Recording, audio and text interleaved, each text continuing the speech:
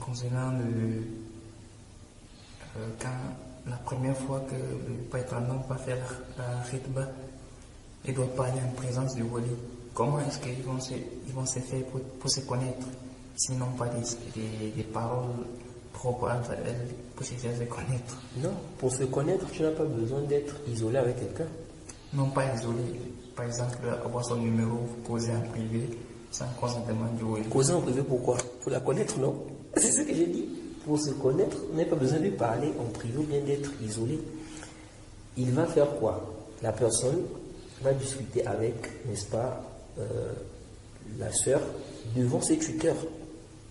Parce que le fait de s'isoler ou bien comment on va dire, de discuter à part, vous deux seulement, soi-disant vous voulez vous connaître, ça peut amener beaucoup de mafasid. Déjà d'abord c'est haram le fait de s'isoler, mais en plus de ça, ça peut amener des mafasid. Il y a des gens parfois, ils sont rentrés dans ces choses-là.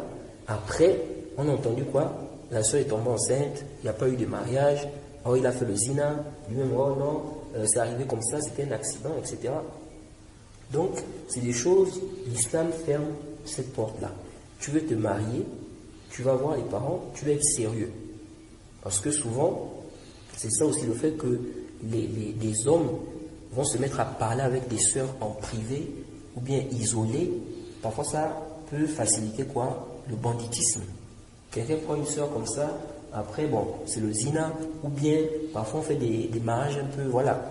On ne va pas voir les parents, tout ça, on passe dans des trucs bizarres. Ensuite, il y a un point aussi qui est important. Tu veux connaître la sœur, ok. Pour connaître la sœur, qu'est-ce que tu fais? Mais tu te renseignes auprès des gens qui sont honnêtes. Les gens qui sont honnêtes. Tu ne vas pas aussi aller voir les gens qui sont malhonnêtes, des gens qui sont des bandits, parce que ils ne vont pas te donner le bon témoignage. Ils ne vont pas te donner quoi? Le bon témoignage. Ils vont mal parler de la personne. Donc, il faut voir des gens qui sont honnêtes. Ce n'est pas des gens qui mentent, c'est des gens qui disent la vérité et ils vont te dire ce qu'ils savent de la personne. C'est quelqu'un de bien, on le voit, il prie, la religion, tout ça, ça va, etc. etc. Mais si la personne va voir des gens malhonnêtes ou parfois même des Ahl Bid'ah, hein, s'ils ne sont pas, parce que les Ahl Bid'ah, si tu peux trouver quelqu'un, c'est un innovateur, mais il est honnête. Et tu vas trouver d'autres, il n'y a pas l'honnêteté. Tellement ils ont la haine envers la personne, donc ils vont mentir, ils vont attribuer des choses, ils vont dire des choses. Et le fait de dire que non, on doit se connaître un temps, ça c'est en réalité une fausse, comment dirais-je, c'est un faux argument que les gens ont souvent et ça conduit au haram, c'est-à-dire quoi? Le fait de dire non, on va d'abord prendre un temps pour se connaître. Et donc pendant ce temps-là, on va s'isoler, on parle ensemble, la sœur vient chez lui, il se peut même qu'elle vienne dormir chez lui. Ils disent non, tout ça c'est pour bien se connaître. Moi je dis souvent aux frères, on a vu des gens qui se sont mariés. Ils ont fait 15 ans de mariage. Ensuite, ils ont divorcé. Il y a eu des gros problèmes au point où l'homme et la femme dit je ne reconnais pas l'homme là, c'est pas l'homme là que j'ai épousé. L'homme aussi dit c'est pas la femme là que j'ai épousé. C'est-à-dire que, en fait, pour eux, ils disent en fait, donc je ne te connaissais pas en réalité. Je ne te connaissais pas, je ne savais pas que j'étais comme ça. Qu'est-ce qui fait ça? Pourtant, ils sont depuis 15 ans ensemble. Donc depuis des années, ils sont ensemble, mais il y a eu un problème entre eux. Eux-mêmes, ils sont dépassés. Ils sont en train de dire que maintenant. Donc toutes ces années-là, je ne te connaissais pas. On a vu des gens qui sont restés avec des femmes pendant des années. Ils ont caché des choses à ces femmes-là pendant des années. Donc c'est un faux dalil en fait de dire que c'est pour se connaître. Parce que vous pouvez, soi-disant juif, vous connaître 2 mois, 3 mois. Quand vous vous mariez, après tu vois que non, c'est pas ça. Ou parfois, la personne va te montrer un visage parce que la personne veut quoi? Le mariage. Maintenant, une fois le mariage, une fois que vous êtes marié là, elle va te montrer son vrai visage. Voilà. Donc on ne doit pas se fier sur ça. La personne doit prendre des infos auprès des gens qui connaissent. Des gens qui connaissent la personne et qui sont honnêtes. Et puis la personne se base sur ça. Quand on fait le dire non, il faut d'abord qu'on passe un temps ensemble à se connaître. Vous allez passer, c'est pas 1 an, 2 ans, ça c'est des grands dangers. Et en plus de ça, ce n'est pas un argument parce que vous pouvez passer 1 an à vous connaître. Après le mariage, tu te rends compte que tu ne connais pas la personne. Vous pouvez passer 2 ans, tu te rends compte après que tu ne connais pas la personne. Donc ça, c'est pas vraiment un argument. Et aussi, on doit comprendre aussi que le but, même si tu peux avoir un bon but, si la chose est haram, ça ne va pas rendre ça halal. Ça veut dire quoi? Toi, tu as par exemple la bonne intention de connaître vraiment si la personne c'est quelqu'un de bien dans la religion, tout ça, tout ça. Mais tu vas employer un moyen qui est illicite. Par exemple, tu vas t'isoler avec la sœur, tu vas dire à la sœur de venir rester chez toi, vous êtes ensemble, alors que vous n'êtes pas mariés, elle dort chez toi, tu dis non, on n'a pas de rapport ensemble, mais voilà, ça permet de mieux se connaître. Vous êtes ensemble, vous êtes isolés dans la maison. Ça c'est quoi? C'est haram. Donc tu es en train d'employer un moyen qui est haram pour arriver à un but, même si le but, on va dire que c'est un bon but, toi tu veux connaître si vraiment c'est quelqu'un qui pratique bien la religion. Mais le moyen que tu utilises n'est pas quoi? N'est pas bon. Donc ça ne va pas rendre ça licite. Et aussi, c'est pas parce qu'il y a eu des cas où ça a bien marché que le moyen là devient licite. Parce qu'il y a des gens parfois, ils ont passé un temps à étudier la personne, ils sont restés ensemble, ils se sont isolés, etc., etc. Ça a permis de mieux se connaître et ça a marché.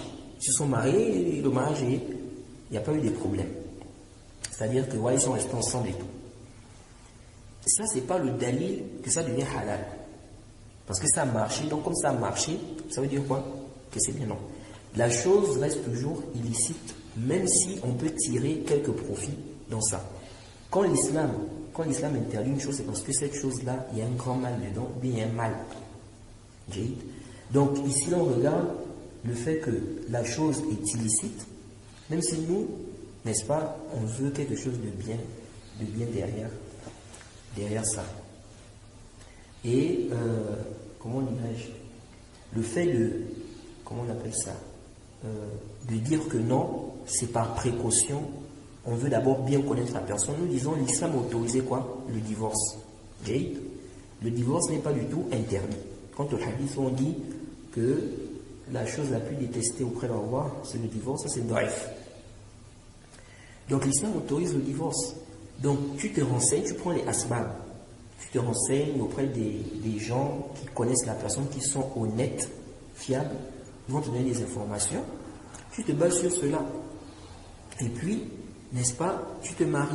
Maintenant, si après, il y a un problème, ou bien il y a quelque chose qui implique le divorce, tu divorces. Le divorce est halal.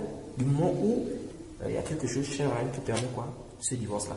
Quand on va parler des questions des défauts dans le mariage, les défauts dans le mariage, il y a des défauts qui impliquent qu'on demande l'annulation de l'acte. Mais ces défauts-là, parfois, ce sont des défauts qui sont cachés. C'est-à-dire que la personne savait bien que c'est un problème, ce défaut-là. Que si elle dit ça, la personne ne va pas l'accepter. Mais elle a caché ça. Quand la personne va découvrir ça après, il est autorisé à la personne de demander l'annulation ou pas. C'est autorisé, comme on va voir, parmi donc les défauts qui impliquent l'annulation. C'est un défaut qui implique l'annulation de l'acte. Donc nous disons, du moment où l'islam autorise, c'est pas comme certains chrétiens qui disent que non, le mariage pour le meilleur et pour le pire, et que si tu es marié, khalas, tu ne peux plus divorcer, tu es condamné. Non. Dans l'islam, quand tu te maries, tu n'es pas condamné. Ça veut dire que la situation peut impliquer qu'il y ait divorce. C'est autorisé, c'est halal. Imaginons que quelqu'un s'est marié avec une sœur. En apparence, il a vu qu'elle avait un bon comportement. Il s'est renseigné, tout ça, tout ça, tout ça. Ou même comme certains disent là, ils sont restés ensemble il est resté avec elle pour l'étudier. Par exemple, ils ont fait, je ne sais pas, 1 an ensemble, ou 2 ans, 3 ans, 4 ans. Après, ils se sont mariés. Après le mariage, elle délaisse sa prière. Elle abandonne, elle a délaissé la prière, elle enlève le voile. Mais il doit continuer à rester avec elle parce que, non, voilà, c'est la question de machin. Non, il va la divorcer. Il va la divorcer si elle ne revient pas à la vérité. Donc, nous disons, ça, ce sont des fausses excuses de dire qu'on veut se connaître. Et donc, on va passer un temps dans l'illicite là. C'est bon? سبحانك اللهم وبحمدك واشهد ان لا اله الا انت استغفرك واتوب اليك. Et quiconque fait scission d'avec le messager, après que le droit chemin lui est apparu, et suit un sentier autre que celui des croyants, alors nous le laisserons comme il s'est détourné, et le brûlerons dans l'enfer. Et quelle mauvaise destination!